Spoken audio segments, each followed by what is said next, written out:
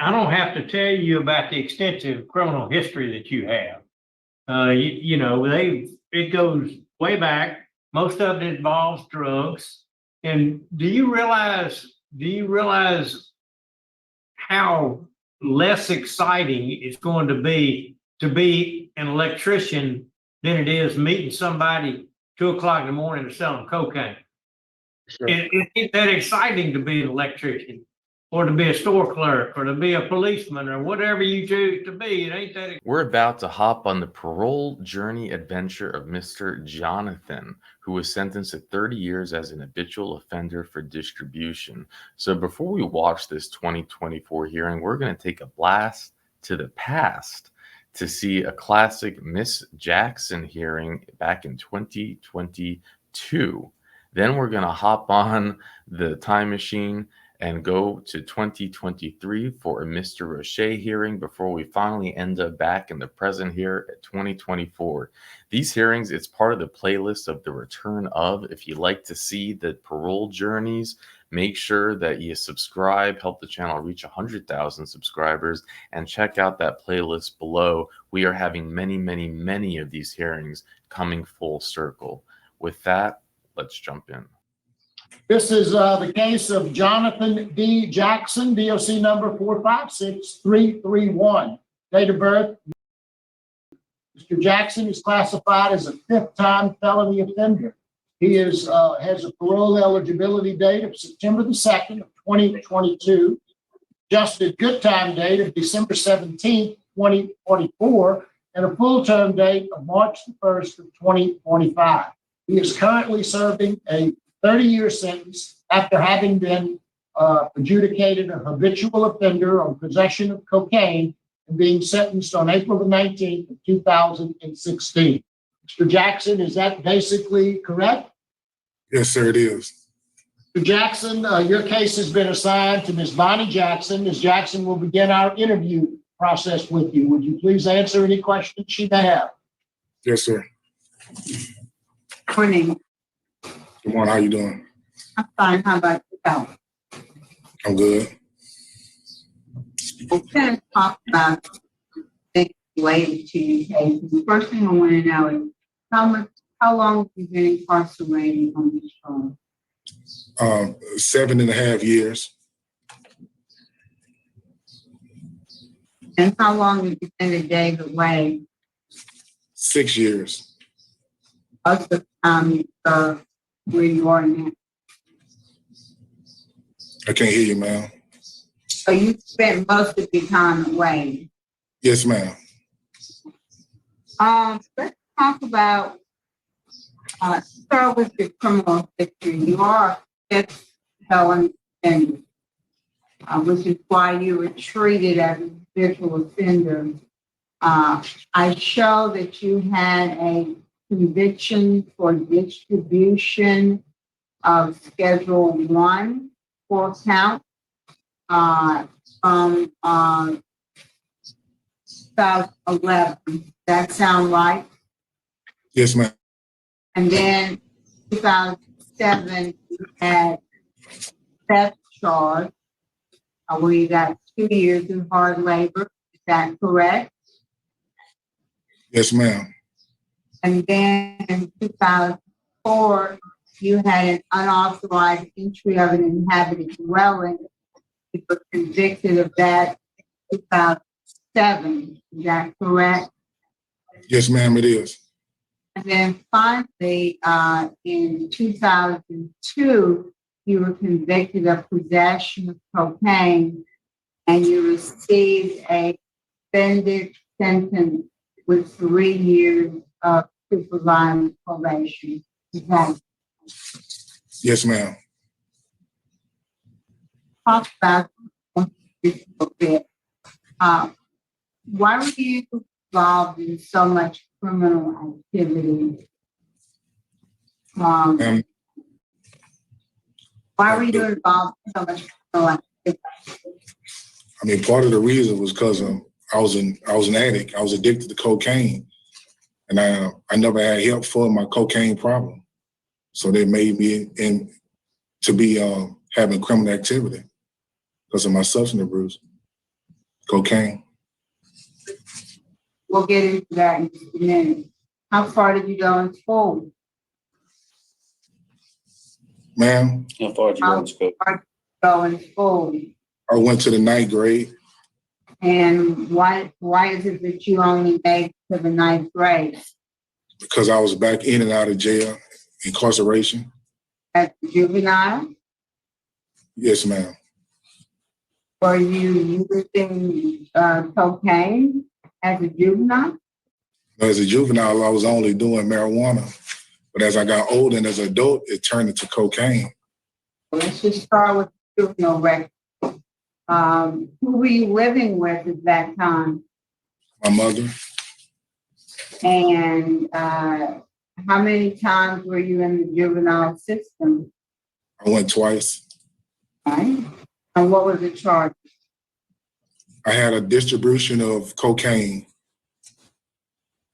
Both times? The second time, I think it was the same thing too. Okay.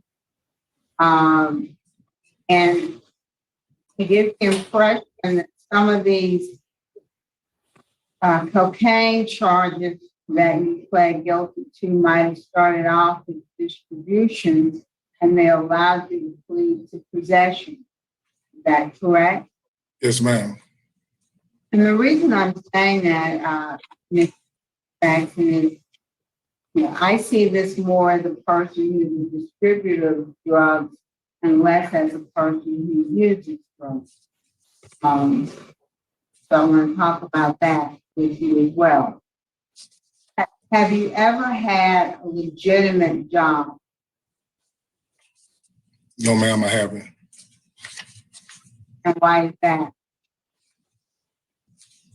Because mainly, my drug addiction, to keep coming in and out of jail, I never really had time. I was feeding into my addiction. That wasn't your addiction. If you were selling drugs, you were making money selling drugs. Why you didn't get legitimate employment? Correct, right? That's correct. Jackson. This is not my first rodeo. I was a judge for 28 years. I dealt with a lot of offenders over 28 years. And today's the day to be honest. You don't need to try to, fix yourself up and make yourself look better than you are. Today is the day to be honest. Because it's only through that process of you being honest that we can make an assessment of whether or not you are candidate for release. And so honesty matters a lot when we're talking to an offender. Okay? Yes, ma'am. Primarily, you were supporting yourself and your lifestyle by dealing drugs. Is that correct? Yes, ma'am, it is. How did you become involved? You said even as a juvenile, you were involved in selling drugs. You got involved in the drug trade. Being around the wrong crowd and wanting to have some of the nice things that I seen the other guys having. So I'd indulge in that activity to try to fit in, to try to have nice things. Okay. Well, that's finally an honest answer. I'm glad to hear, that you're honest about that. On your previous conviction, were you ever ordered as a condition of probation or parole to undergo substance abuse evaluation and treatment? No, ma'am, I never had a substance abuse treatment. You were never ordered to go to an evaluation or have substance abuse treatment? Because that's usually a standard condition a judge would impose for someone who has a drug problem. I believe one time I was ordered to go to a substance abuse treatment, but I never went. Why not? Ma'am, Why not? Why didn't you go? I just didn't go. I didn't go.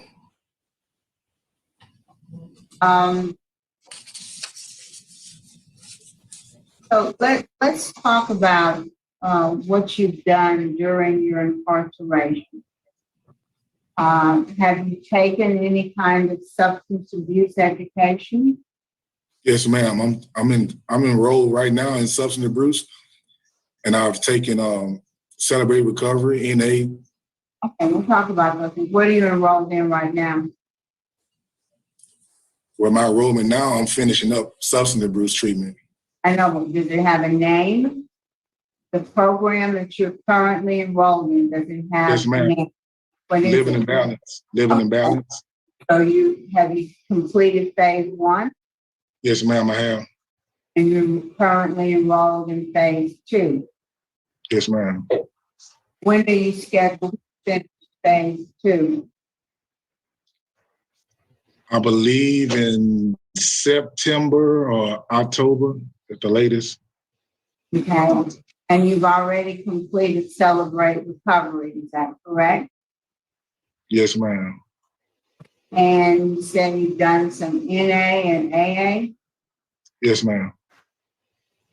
Well, let's talk about Celebrate Recovery. Can you tell us anything that you gained or anything you learned from Celebrate Recovery? If from Celebrate Recovery, it taught me that I have to admit that I was powerless over drug and alcohol. My life had become unmanageable. Okay, what else? And therefore, I had to submit to a power greater than myself to restore me to sanity. Okay. Now, we've had some inmates who said if they weren't addicted to drugs themselves, they were addicted to selling drugs. Would that be an accurate description of you more so being addicted to selling the drugs as opposed to being addicted to the drugs themselves? I could say it was kind of both really. Okay, Addicted. you want to explain? You want to explain? Yes, ma'am. By selling drugs, and it's like a high you get by having nice things, get nice things. And it's the same thing as using drugs. You feel the same, you feel high, you get a high off of it also.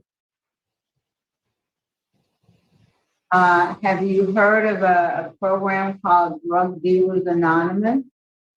No, ma'am, I haven't. And so they probably don't have that at Wade. But there is a program called Drug Dealers Anonymous that help people who have been dealing drugs, most of them. And I suppose they teach the same thing, and the same kind of high you get from using drugs for an addiction. What have you learned so far in living in balance? I learned that you have to be honest about yourself, and you have to admit that you have a drug problem. And either to start your recovery, you have to admit that you do have a problem. And we got started a little shakily in this interview because you weren't really admitting certain truths. Okay, so I hope you understand how important it is to be honest, not only with your board, but honest with yourself. Have you enrolled in the GED program since you only went to school in the 9th grade? Have you obtained GED? No, ma'am, I didn't. Before I came to jail, I did go to a class I taken in Phoenix, Arizona, but unfortunately that it wasn't accredited through the Better Business Bureau, so it was a scam. Oh, let me ask you, yeah, a lot of those are, but don't they offer a GED program at Wade? Yes, ma'am. Why haven't you gotten into it? Because to be honest, I really been trying to get myself together, dealing with my addiction. I've been struggling with it, trying to get myself together. Well, but I mean, don't you think improving your education and your employability is part of getting yourself together? Yes, ma'am. That would be important. Have you Yes, enrolled in vocational education classes? Do they offer any programs that give you training in specific jobs skills? No, I haven't. I believe you have to have a GED to order to sign up for that vocational. Right, so, had you worked on your GED when you got there, you probably would have had it by now, and you'd be in a position to enroll in some program to give you a marketable job. Were you ever in a work release program? Yes, ma'am. I Were was you in the in, half. were you in the work release program? Yeah, I went to the halfway house in 2008, a city of Faith in Monroe. Okay, and something happened there, didn't it? Yes, ma'am. Tell us what happened. I was using drugs and had an altercation with one of the counselors, and they sent me back to prison. And you were found with meth, or you tested positive for meth. Is that correct? Yes, ma'am. Here I did. Okay, that's different from when you were in the halfway house? No, I never tested positive for meth. Okay, well, what drug did you have? What drug were you using in the halfway house? I want to say it was Xanax. Well, tell me about the incident in the institution with the meth. When did that happen? And tell us about that. It happened in 2019. Okay, and tell us about it. I had a positive screen for methamphetamines, but I never did meth a day in my life. The only thing at the time I was taking was silence and cold tablets at that time. So I did contact my mother about this situation. So she contacted the warden to see if she can pay to send my urine to the drug lab to see exactly what was in my system. But unfortunately, they told her that it was against their policy, so they weren't allowed to do it. So you're saying you were not actually using meth? No, ma'am. No, ma'am. During the course of your incarceration time, have you any drugs? While in prison? No, ma'am. I done no drugs here. What about any other intoxicating substances? No, ma'am.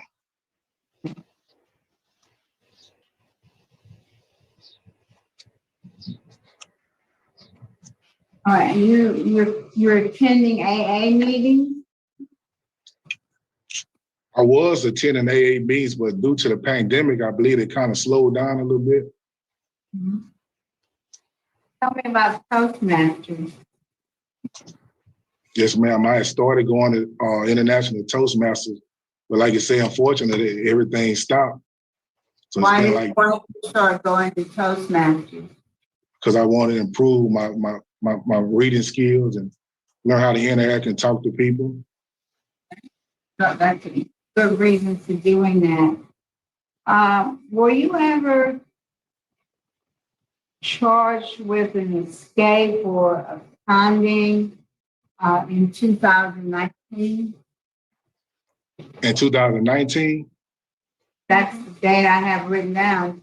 Found guilty of escape or attempted escape, and the date is 2019. What can you tell us about that? no, I never had escape in 2019. I was in David Wade. What year was it? The escape charge, what year was It was never escape charge. What happened was I left the state.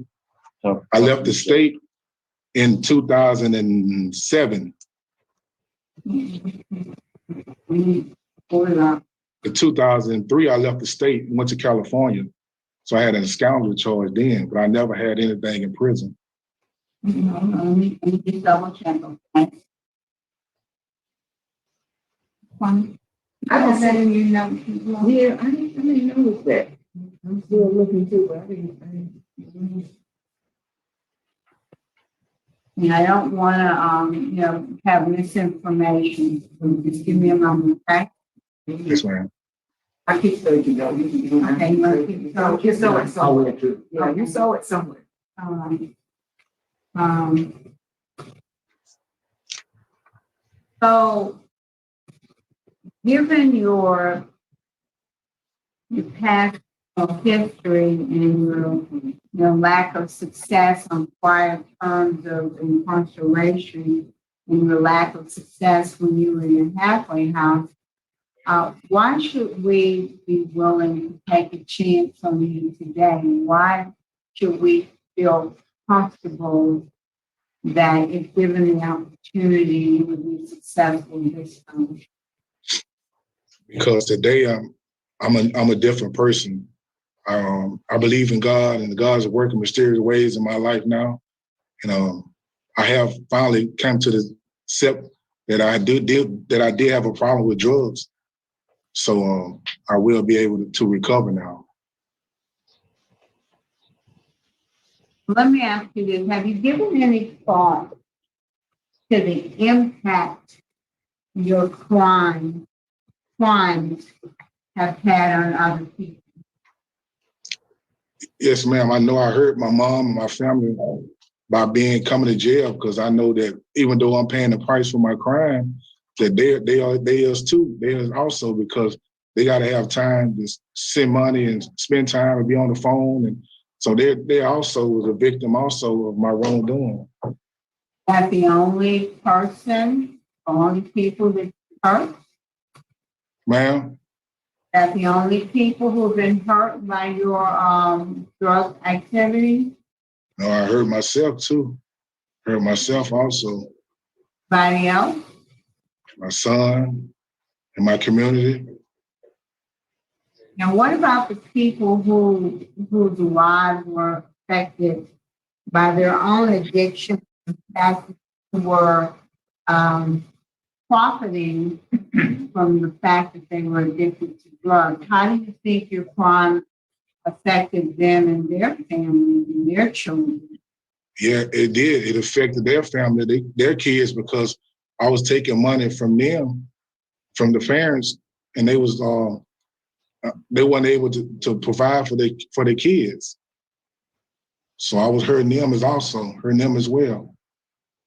When did you come to that revelation? But since I've been Go ahead, I'm listening.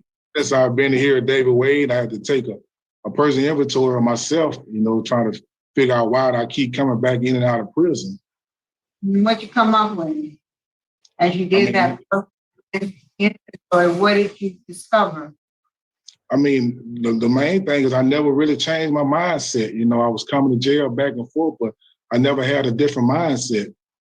I never had a mindset, and I never even had treatment help for my addiction. I'm grateful today that I did have an opportunity to advance these classes, to learn some of these classes. Well, if you were to be successful, what's your plan? What's your transition plan for staying sober and plan for going forward if you were to be successful? My ultimate plan is to attend AA and 12 steps and continue that process, because it really helps to work the steps. Not only that, I have a job already lined up for me. I have a friend of mine, which is a supervisor at County Market. He told me when I get out, just come up there. He got a job for me for stocking. So, and like I say, right now I got a 7-year-old son I was never out there with, and I want to be a positive impact in his life. So where do you plan to live physically? I will be staying with my mother until I'm able to get my own place. Where were you staying when you were involved? Who were you staying with when you were out before you came to prison? Well, I had parole out to my auntie's house, That's why I had.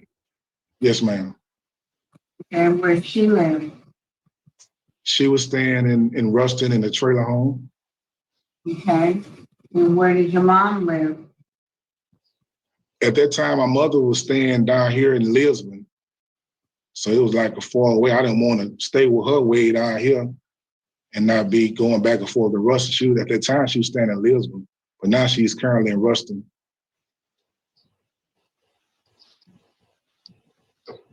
Tell me about this job that you're hopeful about. Yes, this job at County Market is gonna be in the stocking department. You're not gonna make a whole lot of money, stocking, and Yeah, you that grow, just, I'm sorry? now that's just for the time being until I can get my CDLs. I can start driving trucks. So I want to drive too. So that just for part-time until I can get my CDLs. Okay.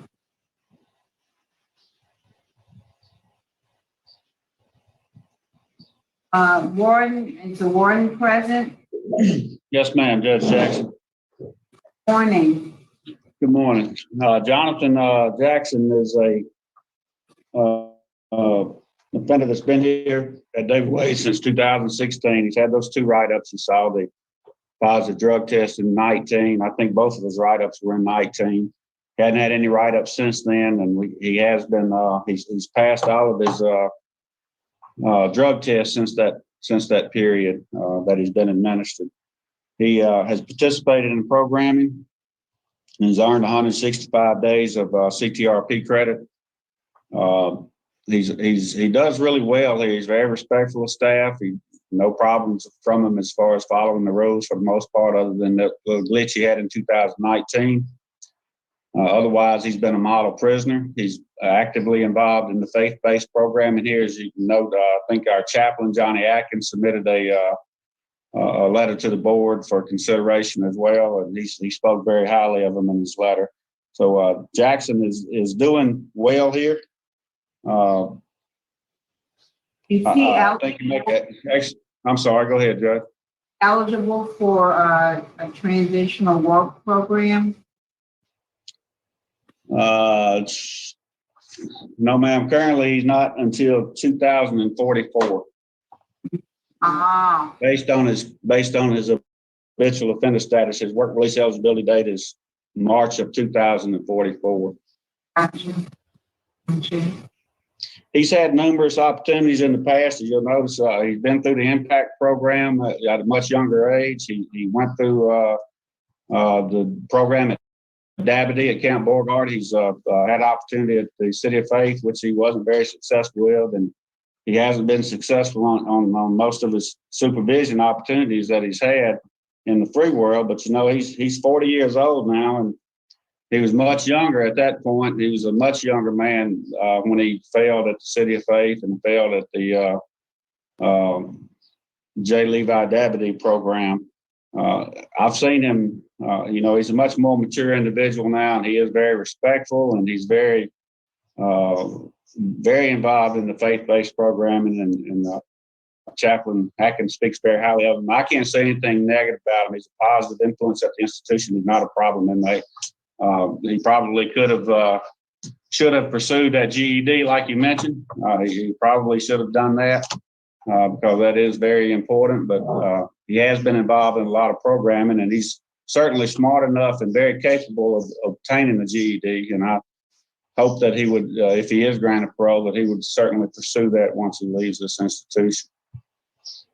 Thank you so much, Warden. Chairman, that's all I have. Thank you. Ms. Wise, any questions? We'll now hear from Mr. Jackson's supporters, Mr. Antoine Sapp. Good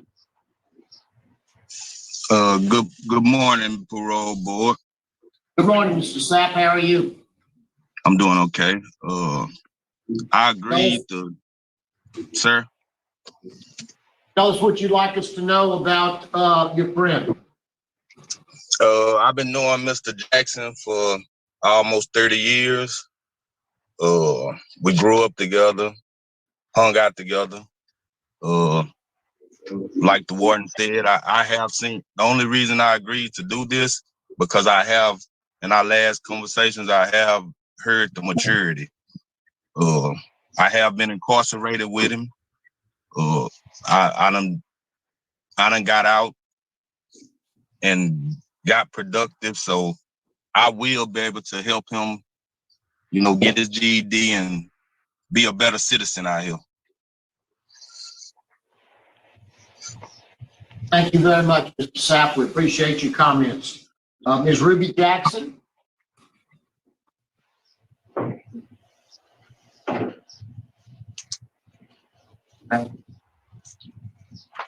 Ms. Jackson has been unable to connect with her audio, so we won't be hearing Ms. Jackson today. Ms. Michelle Jackson doesn't wish to speak. Is that correct? I could speak. Okay, why don't you go ahead and speak? Perhaps you could tell us what your mom might want to say. Like I said, that's my brother, and I know he made a lot of wrong mistakes, you know, as he been growing up. But like Seth said, and I'd recognize it too. While he's been incarcerated, he has changed, and I see that, and he's really a positive impact to me now because of the fact that I'm older than him. But it's things that I've been trying to do, and he's pushing me, telling me what I need to do, and I'm trying to push him also. So I pray that he's granted his parole and he will be able to get out and be able to be a better role model to us, his family, and his kids. Thank you very much, Ms. Jackson, for your comments. Mr. Jackson, is there anything you'd like to say before the board votes? Yes, sir. I would like to say thank you for giving me the opportunity to speak. And like I said, I wanted to apologize to my family and everybody that I did harm and hurt during this process of my addiction. And I'm very remorseful for that. Thank you very much, Mr. Jackson. Panel ready to vote? Ms. Jackson? Mr. Jackson, this is a hard one. And you have extensive criminal history. You received a 30-year sentence and you only served about 7.5 years of that sentence. But you do have a good institutional record. You've only had 2 write-ups since being at David Way. You have taken some good programs. So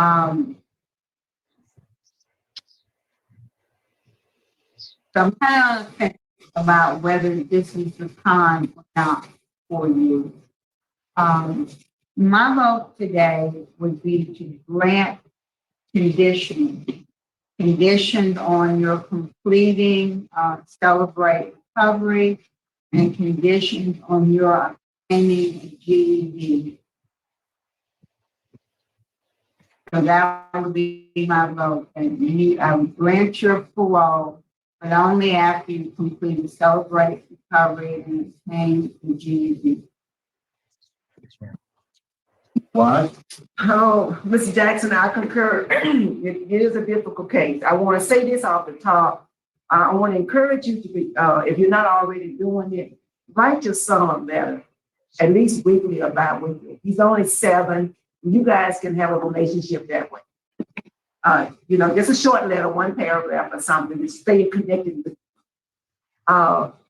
Due to your extremely poor supervision history and the fact that you only earned 165 days of programs when you could have earned 300, and your high set and a few other things. And the insufficient time served, my vote is to deny. But I encourage you, I put a note in my to reapply whenever you're eligible for a rehearing. Just put your head down and be in somewhere and reapply whenever you're eligible. That is my vote. Thank you, Ms. Wise. Mr. Jackson, yours is a hard case. I've listened very intently to Ms. Jackson's questions. I'm willing to take a chance as well. My vote would be to grant conditionally upon you completing Celebrate Recovery and getting your GED. We have 2 votes to grant. Where does that put us? He does not have his GED. Mr. Jackson, you will require a unanimous verdict today because you don't have your GED. So there are a lot of reasons for you to try to get that GED, not only just for your own personal best interests, but also help you before this board. In the event you come back before the board and you don't have a unanimous vote. You're doing well. Excellent reports from the warden. Keep up your good work. Work on your GED. Get that GED, and I feel very confident the next time you'll have a different result. Your parole has been denied today, so good luck to you, sir. All right, thank you. Isn't that something? Can you believe that you get a grant from Miss Jackson and from Mr. Marabella in this case, on conditions, of course, but Miss Y says no? I mean, that is interesting. And I almost wonder, was it because she voted first? Had she voted last? Or is it possible that Mr. Marabella already knew that he needed a unanimous vote, and that's why he voted to go forward?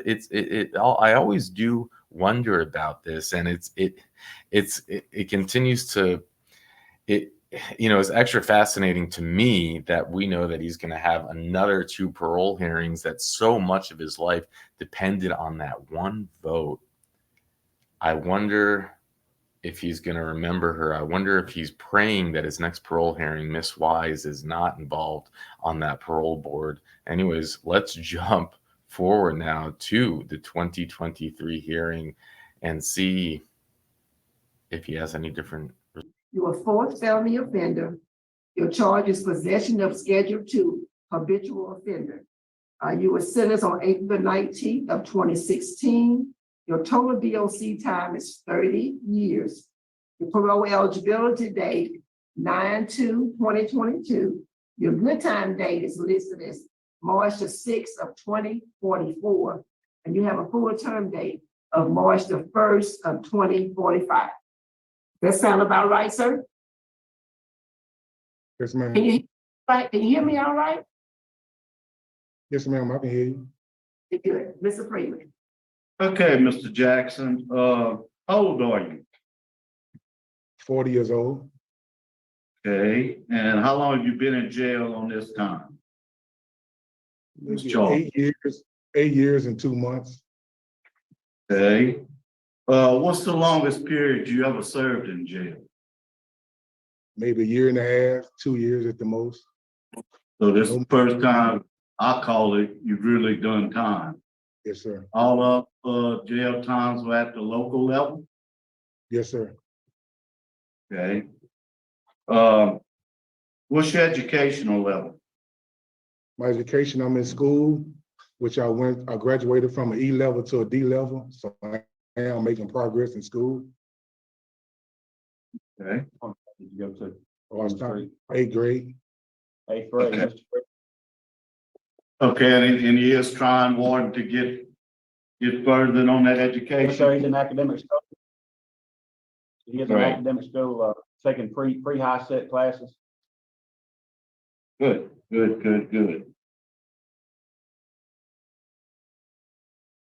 Okay, you got caught selling drugs to an undercover officer. Were you a user or a dealer or both? I was both of them, sir. And how old were you when you started using drugs?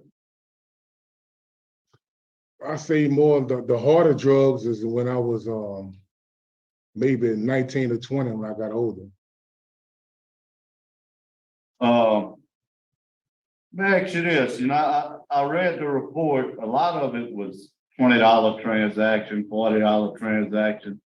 What's the biggest transaction you ever made when it comes to drugs? It's a small amount, 20 to 40, $40. You never sold for over 100? Be honest with me. I have at one time, I have. Okay. I'm looking at the law enforcement and, one judge had no comment, district attorney is opposed.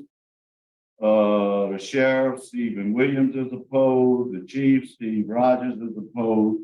Your family, Reuben Jackson, your mother, is unopposed. Do you consider yourself a drug addict? Yes, sir. Okay. Do you know you'll always be a drug addict? Yes, sir. What you plan to do about it if we were to release you today? What would be your sobriety plan? Well, I will keep on attending my NAAA programs as well as I've been doing here, because it seems like, it really works for me, the NAAA program, where you can open up and share and give positive feedback and being honest. And I think it is working for me, sir. Okay. You have any children? Yes, sir. I have a son that's 8 years old. Okay, do you have contact with your son? Yes, sir. I talk to him every week. Okay, you have an arrest record back to California, correct? Yes, sir. Okay, what was going on in California? It looked like there was a little violence over there back in 2006. I was still trying to define myself, sir, using drugs and move from a different state, thinking it'd change me, but it didn't. I still had the same problems. I tried to run from, but I still had the same problems there. Okay, at your last parole here, and I think it was Miss Wise asked you to complete a class. Did you complete that class? Yes, sir, I have. That was substance abuse. Yes, sir, I have. Yeah, Living in Balance 1 and 2 you completed. Also, I see you completed victim awareness. What did you learn from victim awareness? My victim awareness, I learned that that the people that I did harm was not only a victim, I was a victim as well as them also. And I learned that to be honest and stop doing those things I used to do. That I did affect a lot of You lives. wouldn't want somebody trying to introduce your 8-year-old son to drugs, correct? Sir, I can't hear you. I said, if somebody tried to introduce your son to drugs, that'd probably make you pretty mad, huh? Yes, sir, it will. Yes, sir. So you realize what you was doing to other families, Yes, sir, I did. okay? Your custody is medium, your risk need is low. You've only had 2 disciplinary reports.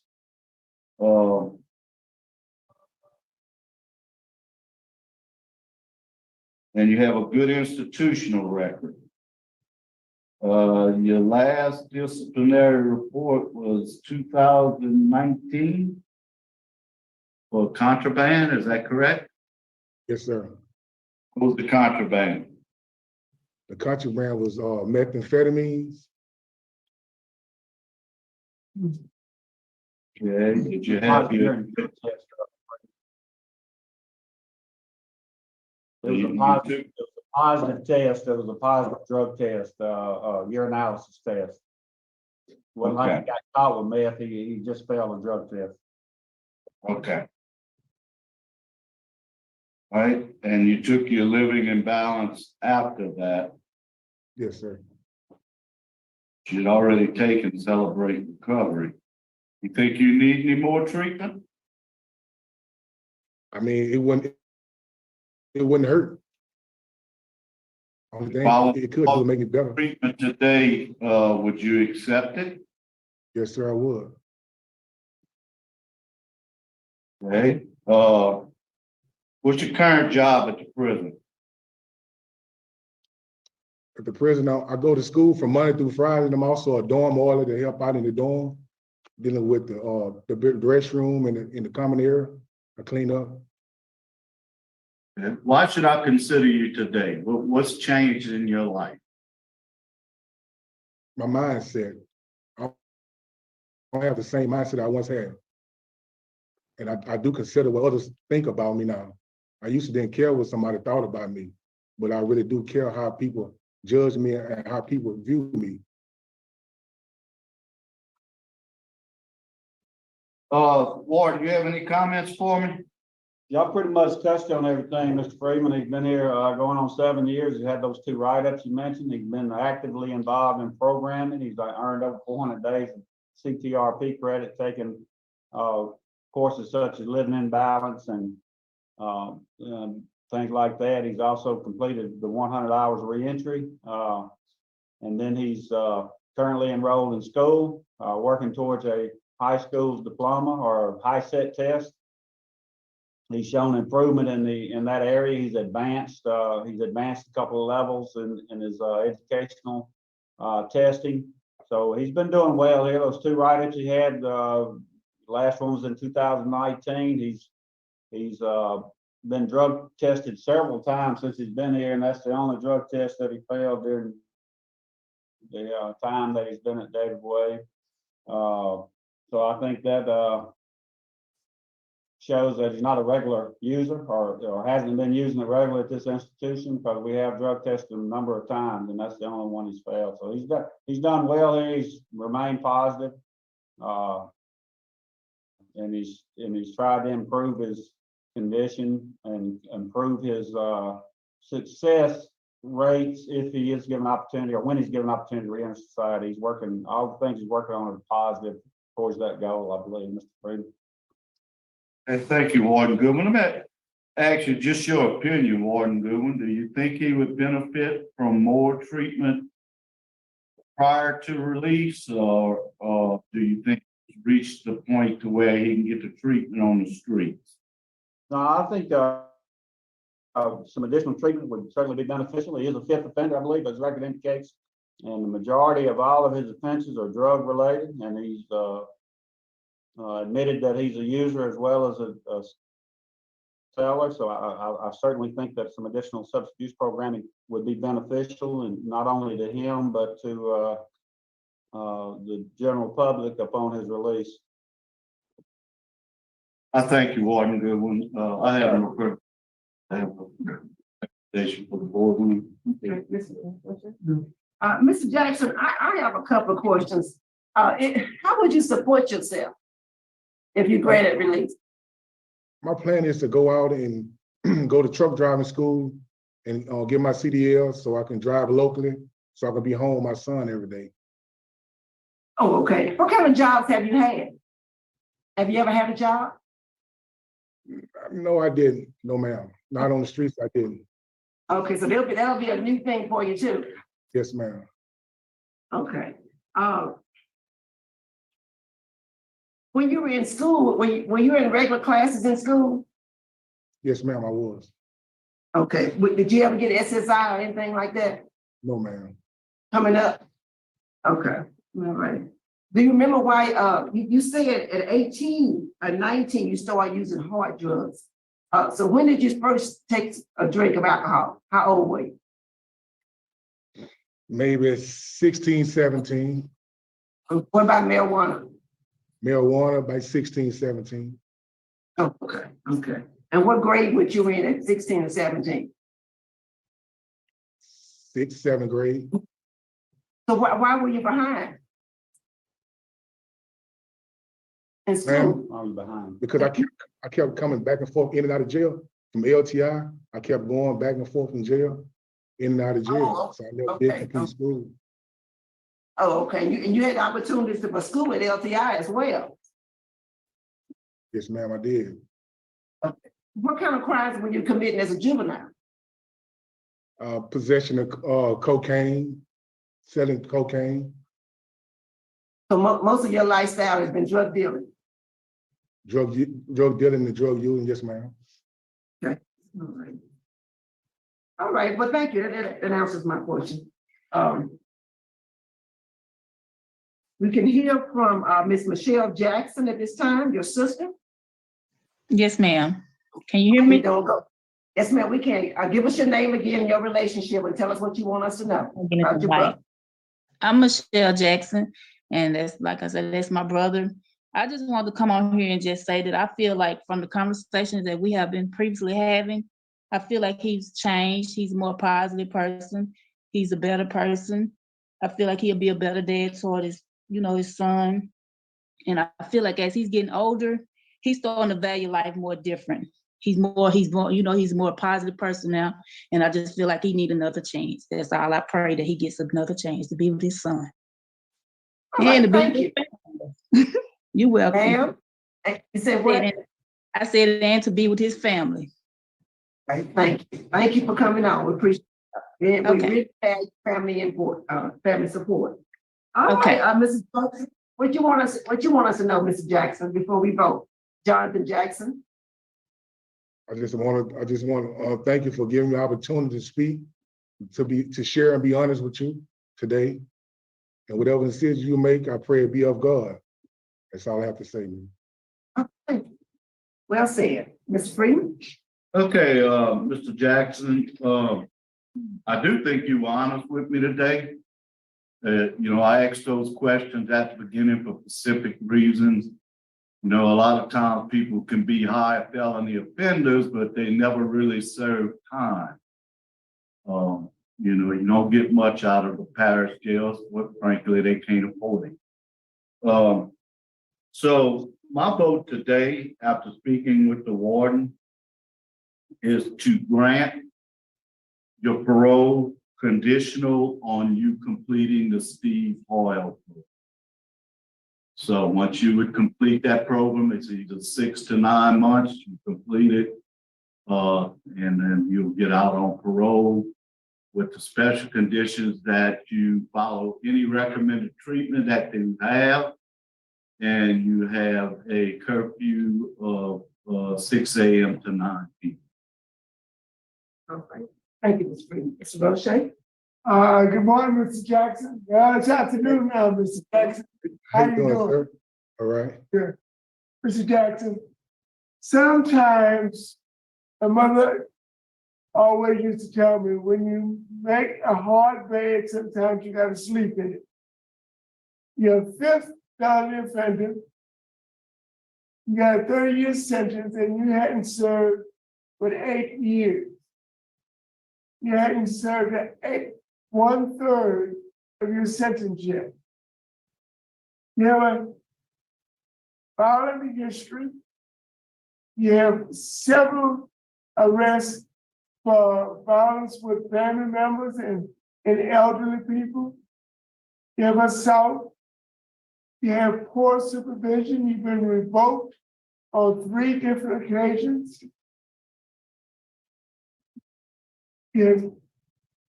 In my opinion, you hadn't served enough time, and you need to take the rest of the time to work on your GED.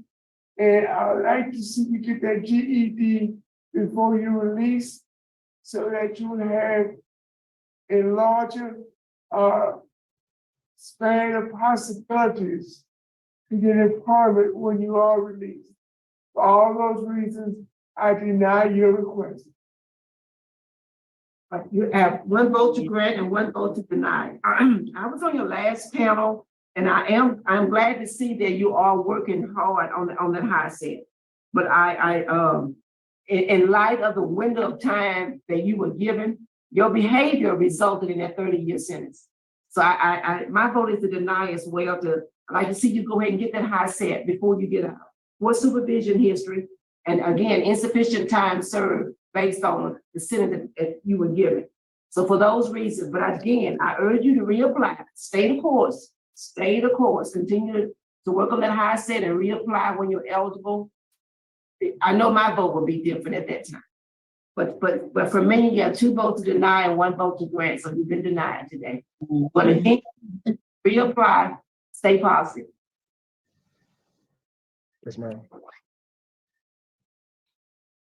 And another denial with a Mr. O'Shea classic mic drop there kind of thing. Mr. O'Shea, he does not take it easy. When you get a long sentence for distribution, he is tough in every scenario. Miss Wise, she denied again, which again kind of surprised me. Maybe answered the question I initially had, which was, did she really want to deny in the Marabella Jackson case, or was it because she had voted first? It's interesting to see that, but yeah, he got denied, and let's see if he comes back, how he changes maybe his approach. Does he get his GED? He's facing the new board. We're going back to 2024 of September, and it's a new board that is here, and they've been real tough. They've been tough. So what do you think? Do you think they're going to grant? Let's find out. Okay, all right. The time is 12:24. It is still September the 10th of 2024. We're at headquarters in Baton Rouge. With me are my cohorts, Carolyn Stapleton and Mr. Pete Freeman, and I am Steve Prater. We're here to hear the parole parole hearing for Jonathan Jackson, who is right now seated in front of us. And as far as zooming in or teleconferencing, he is at Wade, and the warden is there and the other staff members. So the way we handle these things, Mr. Jackson, is that I will begin by asking you, why do you think that you are deserving of a parole this morning? Then we will ask the warden to tell us what kind of an inmate you've been. And then in your particular case, we have two people that are going to speak.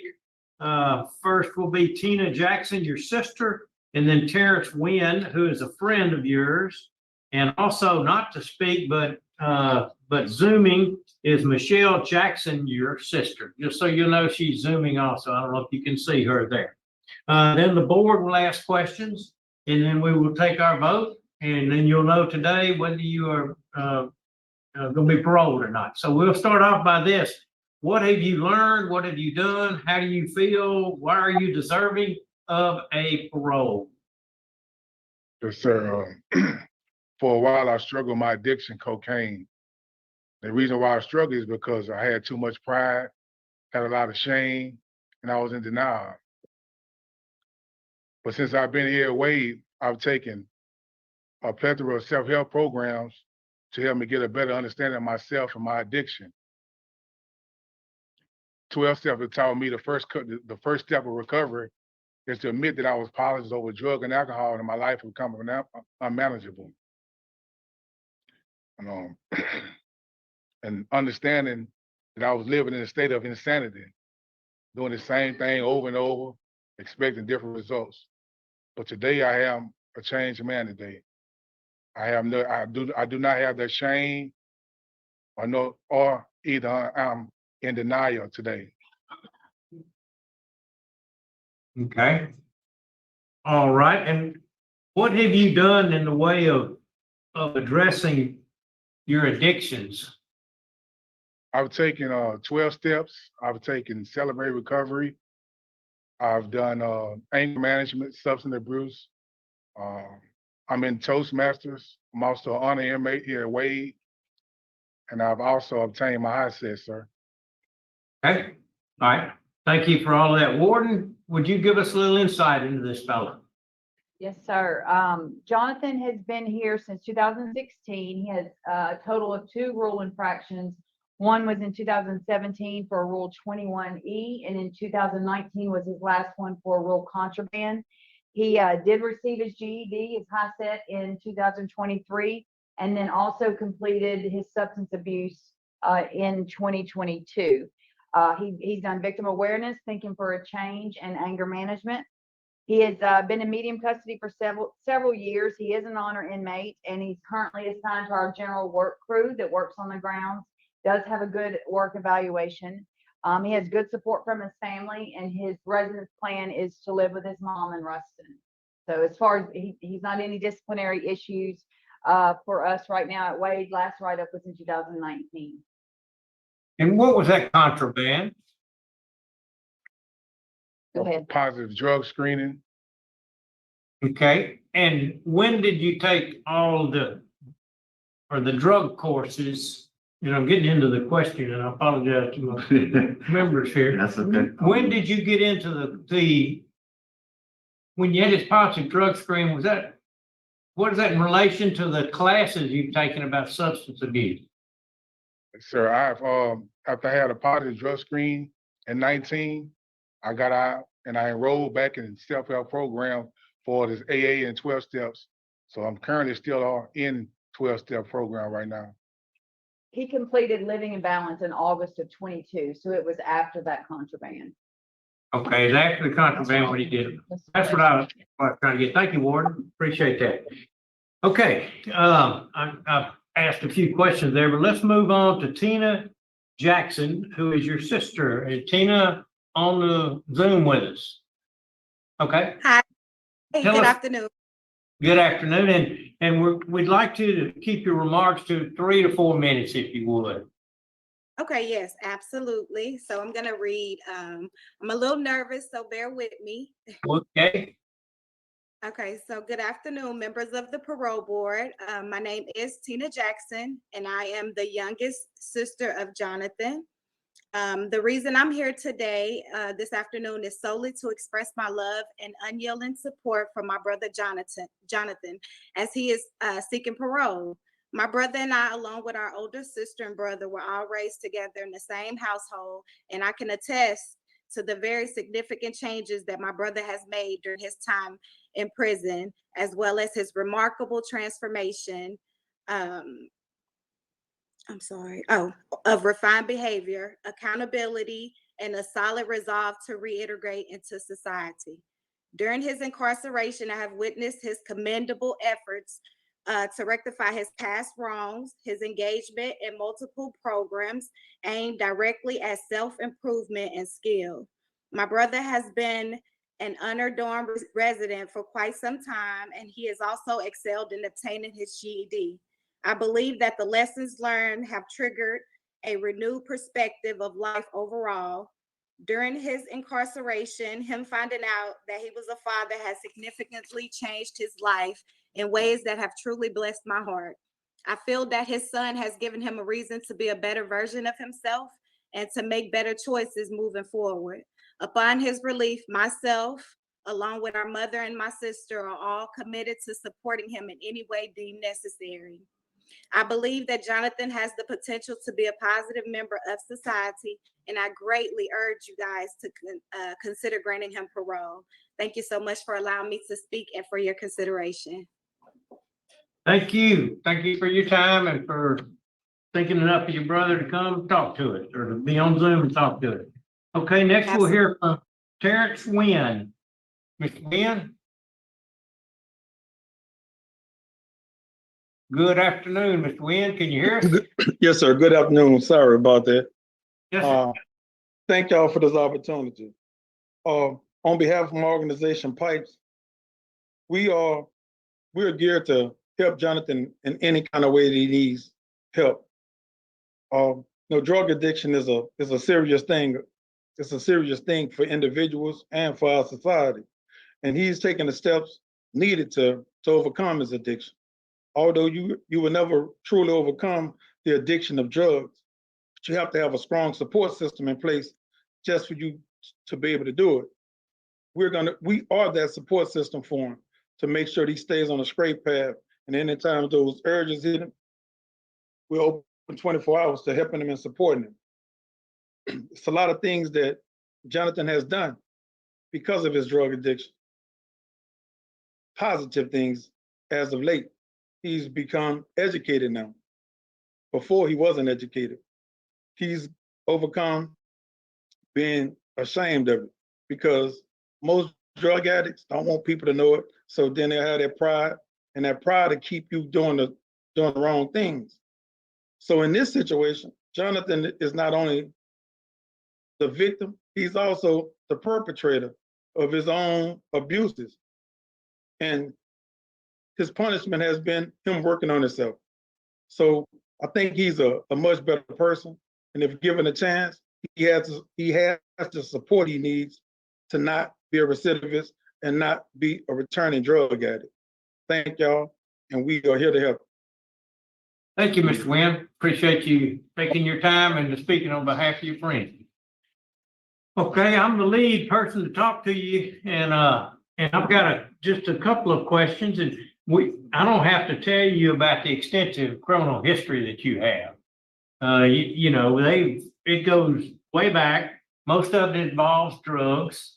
And do you realize how less exciting it's going to be an electrician than it is meeting somebody 2 o'clock in the morning and selling cocaine? Sure. It ain't that exciting to be an electrician or to be a store clerk or to be a policeman or whatever you choose to be. It ain't that exciting. It's not like the old life. You understand that? Yes, sir. I mean, you got to turn your back on all that excitement, all that fun, and all that. Have you learned all that? Yes, sir, I have. Yes, sir. Okay, I don't have a lot of questions. Who wants to go first? Okay. Okay, Mr. Jackson, I voted for you last time. I was on your committee last time. I voted to release you. You know, you do have an extensive criminal history, but I feel like this is your last shot, and it'd be probably your only shot. You get convicted of anything else. First off, you're gonna be back in a lot of years, 21 years or 20 years. I still vote to release you conditional on completing the Steve Hall program, and Warden, I'm sure y'all take care of trying to get him in that as soon as possible. Yes, sir, we can. Okay, so my vote today is to grant and you complete the Steve Hall program, follow any recommendation. And I want to curfew on you from 6 a.m.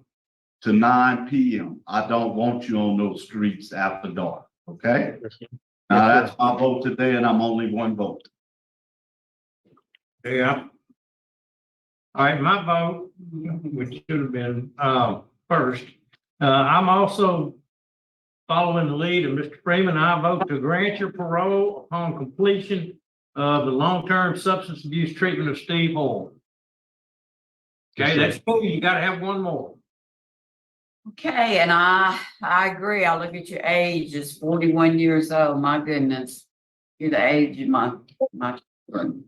I want you to make it, and everybody here does, and your family wants you to make it. And probably, like Mr. Freeman said, this will be your last opportunity to do right by yourself and everybody else. So, with the same conditions, Steve Hoyle, the curfew from 6 a.m. to 9 p.m.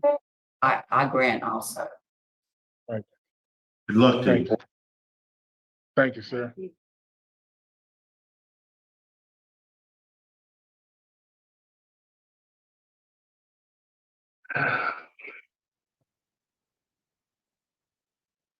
Okay, all right. The time is 12:24. It is still September the 10th of 2024. We're at headquarters in Baton Rouge. With me are my cohorts, Carolyn Stapleton and Mr. Pete Freeman, and I am Steve Prater. We're here to hear the parole parole hearing for Jonathan Jackson, who is right now seated in front of us. And as far as zooming in or teleconferencing, he is at Wade, and the warden is there and the other staff members. So the way we handle these things, Mr. Jackson, is that I will begin by asking you, why do you think that you are deserving of a parole this morning? Then we will ask the warden to tell us what kind of an inmate you've been. And then in your particular case, we have two people that are going to speak. First will be Tina Jackson, your sister, and then Terrence Wynn, who is a friend of yours.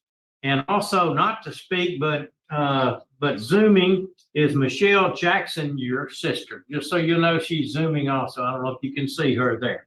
Then the board will ask questions, and then we will take our vote. And then you'll know today whether you are going to be paroled or not. So we'll start off by this.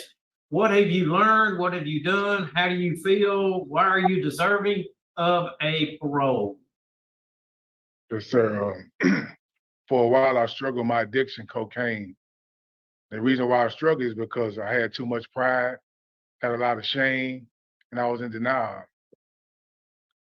But since I've been here at Wade, I've taken a plethora of self-help programs to help me get a better understanding of myself and my addiction. 12 steps have taught me the first step of recovery is to admit that I was powerless over drug and alcohol, and my life would become unmanageable. And understanding that I was living in a state of insanity, doing the same thing over and over, expecting different results.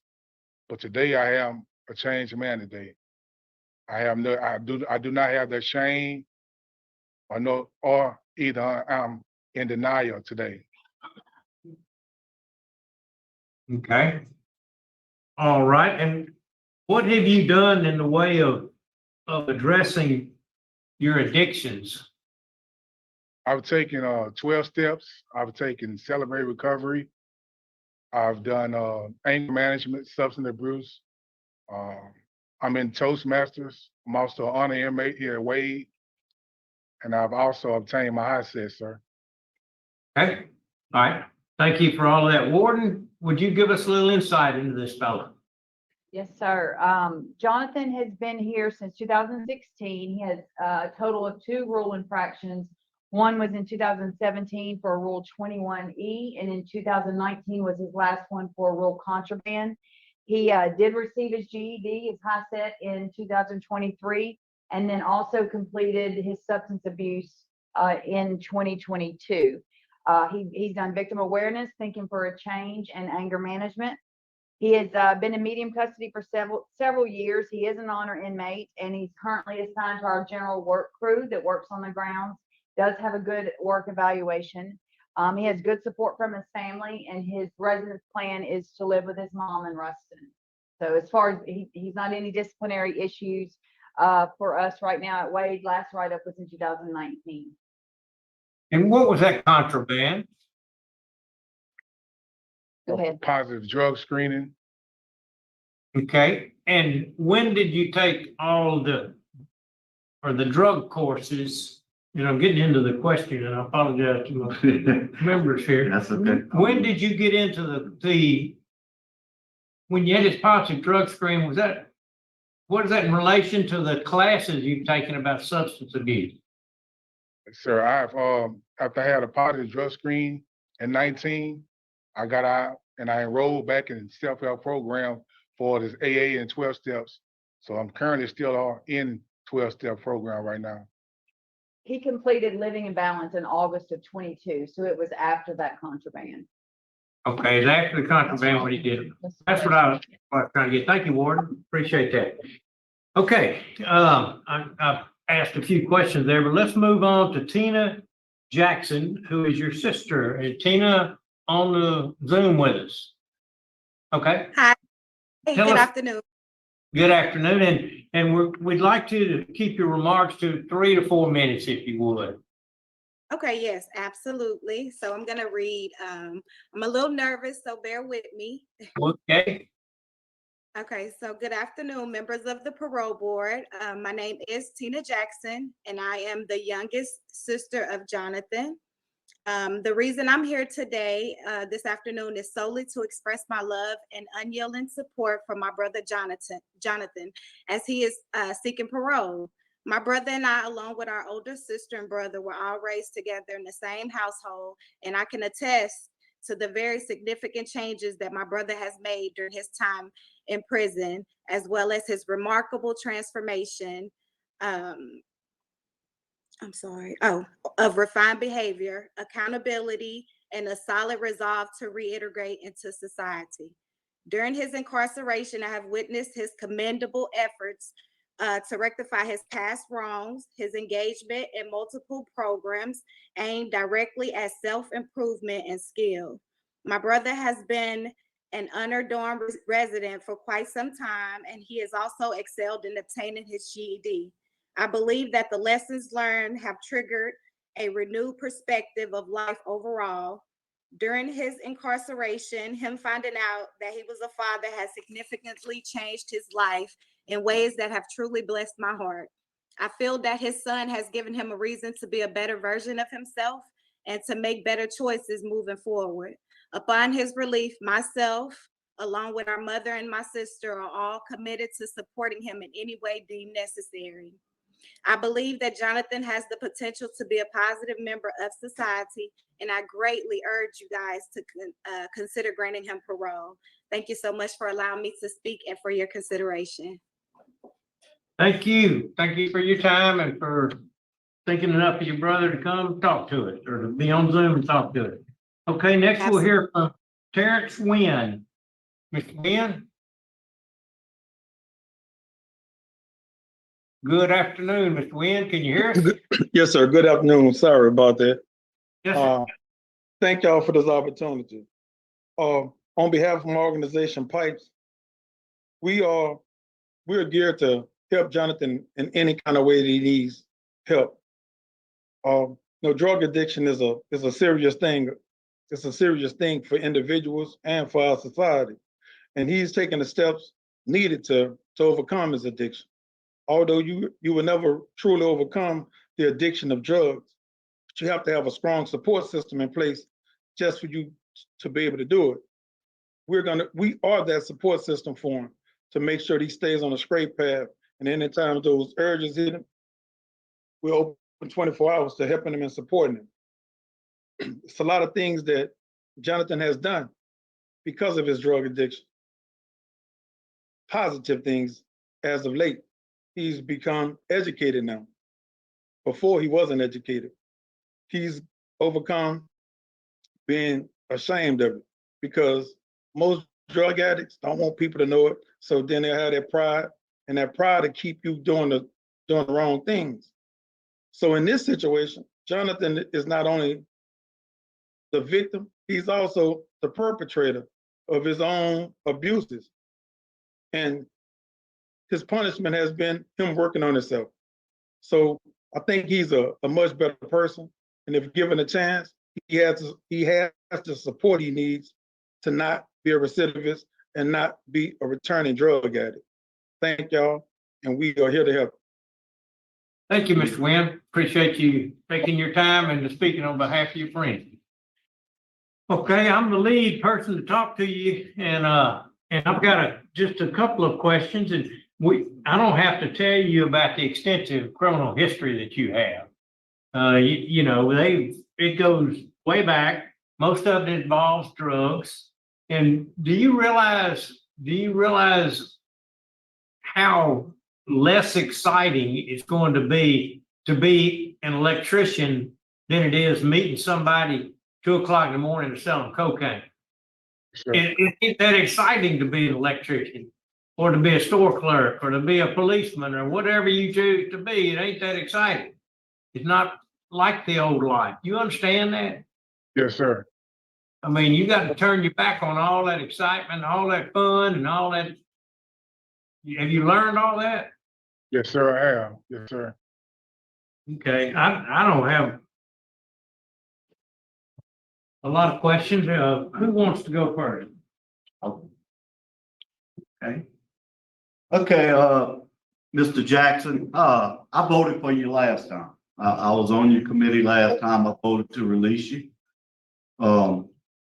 You do have an extensive criminal history, but I feel like this is your last shot, and it'd be probably your only shot. You get convicted of anything else. First off, you're going to be back in a lot of years, 21 years or 20 years.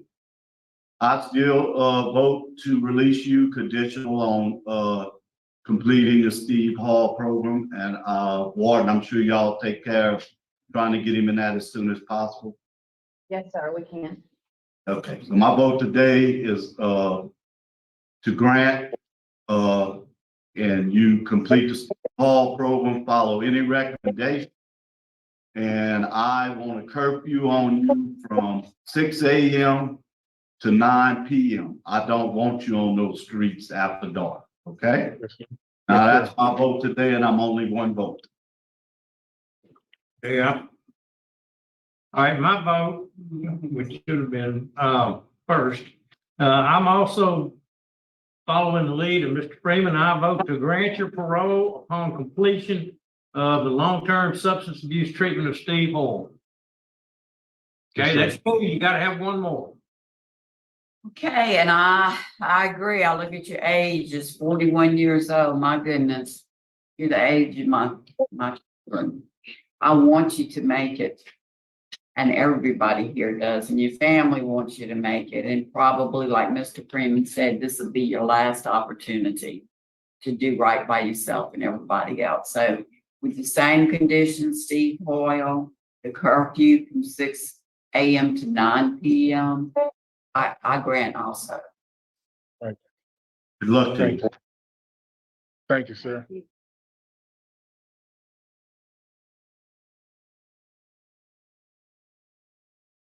Okay, and this wraps up the parole journey. And frankly, I am happy that they granted. If there's anyone that qualifies for parole, would it not be this man? And I think it was really interesting. There are parole hearings that we do, and there are series, if we call it that, through the process where they're definitely much more intriguing, or they get under your skin, or there's something going. We're going to go over his appeal in a second. I think this is important to cover because, I mean, this can almost be a study. It could be someone who wants to understand the process of DOC and is there such a thing as rehabilitation, et cetera, et cetera. And I think that we saw him go through the process of it. He took every denial with grace. He took every denial with listening to the board, what they suggested, and moved forward. He got his GED after he asked it. He stayed in AA. He stayed. You saw continuing in Toastmasters, and you actually see the result of it. He became better at articulating himself. He became better at the hearings. I mean, I think that this probably is a great example of the DOC working, in my opinion. Now, will he come back? If he does, we'll cover his revocation hearing. I hope he doesn't, but we have covered other parole hearings that seem just as promising, or maybe even, arguably more promising because the person maybe was a little bit more articulate or a little bit had different type of support, and we've seen them come back. So, or we've seen sometimes where it's not that they come back, but they actually get into shootout with the police or something and get killed. So that we've seen different outcomes. If you want to keep tabs on these outcomes, there is a playlist. It's called Return Of. It has every scenario in that Return Of. It has those who come back from multiple parole hearings, those who were paroled and then revoked, those who had commutation hearings and then parole hearings, et cetera, et cetera. And we have many, many more of those coming up in the docket. So all the hearings that we covered for the past bunch of years, many of them are coming back in the next 3 months. So this playlist is filling up quite rapidly. He still has to do the Steve Hoyle program, which I think can last as much as 9 months, but they want him to stay out. And I hope he's successful. It was interesting. I love this sheriff. He's so funny. He's like, it's going to be boring. It's going to be boring to do this and boring to do that. Even he says a police officer. Here he was a police officer for like 50 years before taking this job. And also how he kind of like said, Mr. Freeman, I was supposed to go first, in so many words, after Mr. Freeman laid the first vote. And I wonder if Mr. Freeman did that intentionally. He's, because of his experience, he now is the most, outside of Ms. Renatza, but certainly on this panel, the most senior member on the board. And I wonder if he wanted to set that emotion so the sheriff wouldn't say something else, and he did that intentionally, or if he just went out of order. I don't know. It's interesting to think, but okay. I certainly talk a lot. Let's go over his appeal. And also, actually, before we could go, he did have that one write-up, the 21E. For many of you who watch this channel a bunch, you'll know that that's a sex offender write-up. They didn't address it in any of the hearings. Now, there's different levels. There's A, B, C, D. E is this. And it could mean a lot of things. They apparently didn't think that it was important to address, maybe because his family was there, or maybe just because they didn't take it that seriously. It could have been, plus he's not a sex offender, so they don't think it's important. And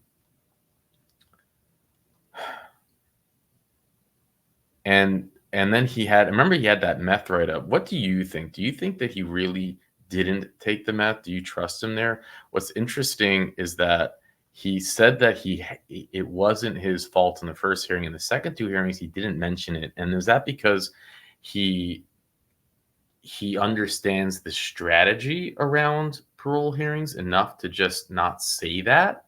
Or is it that he did? I choose to believe him that he didn't take meth. The reason I choose to believe him in this situation, again, I'm saying I choose because one never knows.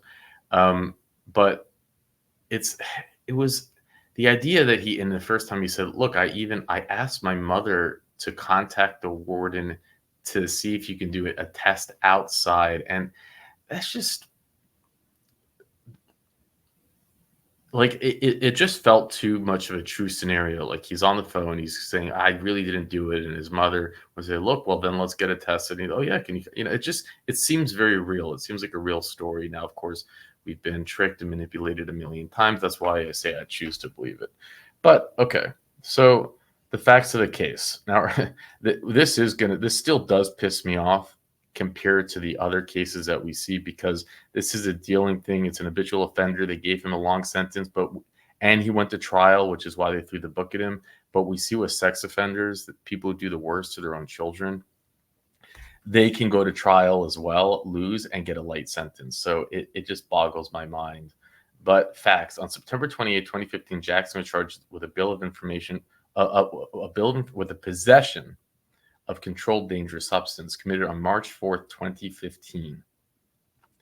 At his arraignment, Jackson rejected a plea bargain. So they wanted to give him a plea bargain. I'll give you a plea bargain. He's like, no. And he pled not guilty. He elected to have a trial by jury. Now, what makes him do this? I have no idea. Maybe in his mind he was innocent. Who knows?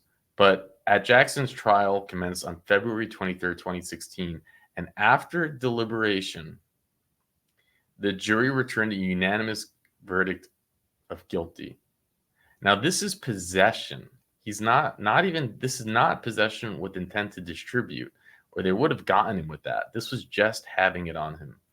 On March 17, 2016, the state filed an amended bill of information charging him as a fourth felony habitual offender. So now it's possible he went to trial because he knew they were going to file the habitual offender bill, and he said, I'll just need to do a Hail Mary. That's possible why he went to trial. On April 19, 2016, prior to his habitual offender hearing, Jackson was sentenced to 5 years. So he got 5 years. So probably okay. I'm okay with that. But on June 28, 2016, so just a few months later, he was adjudicated a fourth felony habitual offender based upon the following predicate offenses of possession of Pepsi committed in 2002, unauthorized entry of a dwelling committed on March 11, 2004, middle grade theft committed on May 11, 2007, and 4 counts of distribution of Schedule 1 controlled dangerous substance committed on February 9, 2011. Now, again, I'm going to speak. I'm not doing this to hear my own voice. I think it's helpful to go over this scenario, is that just looking at the glance of it, it's like, hey, come on, this isn't so bad to get 30-year sentence. Now, on the flip side, these are actual convictions. We know enough of the system to know that he probably had, for every conviction, there can be 10, 20, 30 arrests. I mean, we've seen it all. They drop charges when they take these plea deals. So, it's a career of crime, but there's no violence in here. And there's no hurting children. So I don't have any, Schedule 1 controlled dangerous substance committed on February 9, 2011. Certified copies of the bills of information prior offenses were admitted into evidence. Jackson pled guilty to the aforementioned predicate offenses, for each representing guilty plea. Also admitted on evidence was on July 19, 2017, the trial court vacated Jackson's previous sentence and ordered him to serve 30 years. So that's what happened. They gave him a 5-year sentence. He's probably, okay, 5-year sentence. I'll get parole after 2 or 3. Worst case, it's 5. And a year later, they hit him and they give him 30 years. And that must have hit him like a death sentence. And discussion. And again, this only pisses me off because why 30? Why not, why couldn't you have maybe said 15? Why couldn't you have said 10? Why couldn't you? Now, again, when it's all said and done, you might argue, actually, this was the best thing for him. The system did its part, but I don't believe that the DA and the judge had that in mind. I just don't. I believe they're like, and we have seen, it's actually my most viewed hearing. It's a man who had gotten adjudicated an habitual offender. He was not a dealer. He had small, minor stuff. And his final offense was breaking into a locked car and stealing its cassette tape. and they gave him a life. They sentenced him to 15 years. And then on the 15th year, right when he was about to get out, the DA decided, if you can imagine, on the 15th year, decided to give him a life sentence, and they gave him a life sentence. The parole board couldn't believe it. No one could believe it. But that's insanity. We see people who commit the worst types of crimes that don't get this. So if you haven't seen that hearing, I'll put the link in the description. It has over 1 million views. I couldn't, I'm happy as people are seeing how broken the system is. And there are a few of you that watch this. I read the comments that yell at me about I don't like Mandu. You're so light on dealers, possession to distribute. You don't think that that's a serious crime. And I want to just state for the record that I had a first cousin, not just any first cousin. I had many first cousins. He was my age, and he was. We had the most in common. We were the closest. We went to a boarding school together where we dormed together.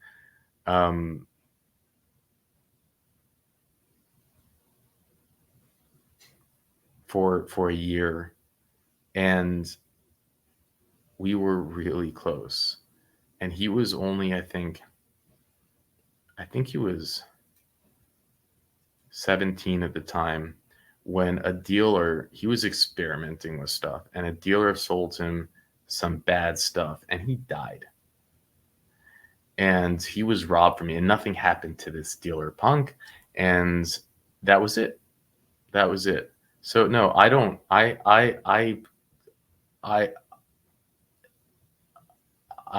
have my own experiences, and I don't feel bad. And I like everyone else recently have lost friends through this crap, and I have no, and I think they need to get their punishment that's due. But just setting that for the record. But I also believe that the system and their war on crime is a disaster, and that there's just giving someone who locking away certain dealers for life. The whole thing's messed up. And the bottom line is that you need to be putting away violent offenders and sexual offenders for long periods of time before you put away these type of offenders. Okay, I've said my piece again. Now he appealed. On appeal, Jackson argues that the trial court abused its discretion by imposing a constitutionally harsh and excessive sentence. Specifically, Jackson contends that his 30-year sentence was a nonviolent crime shock, that the sense of justice is grossly disproportionate in the security of offenses when considering the harm done to society. He further asserts the state erred in charging him as an habitual offender, claiming that the state frequently exploits authority charges, blah, blah, blah. And by the way, when I say boarding school, it wasn't a boarding school. Like, it wasn't that type of classification. It was like a post, because I dropped out of high school, but it was like a program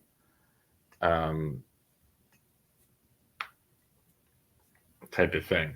Not that type of program. All right. But we dormed together. Let's put it that way. A sentence violates a grossly out of proportion seriousness of the offense, blah, blah, blah. The trial court has discretion of imposition sentences with statutory limits. Such a sentence will not set aside, blah, blah, blah. Okay. Anyways, so he found guilty. He was sentenced, and that was it. But now he's gone through parole. And I hope that he does really well. I am rooting for him. I hope we don't see him again. And I think this was a great way of seeing the entire process. And with that, and thank you, Richard, for lining it all up. Richard puts it in spreadsheets so that when someone's parole hearing shows up, we can see it. We can see it lined up. All the dots are aligned, and it makes this possible. Otherwise, I would have no idea. How would I know? Oh, I've seen him before. He was here. And so Richard, you do your magic, and he does it through a lot of physical ailments and a lot of pain. So it's a whole nother level of stuff. And with that, I'll let you go. I don't have to tell you about the extensive criminal history that you have. It goes way back. Most of it involves drugs. And do you realize how less exciting it's going to be an electrician than it is meeting somebody 2 o'clock in the morning to sell them cocaine. It ain't that exciting to be an electrician or to be a store clerk or to be a policeman or whatever you choose to be. It ain't that exciting.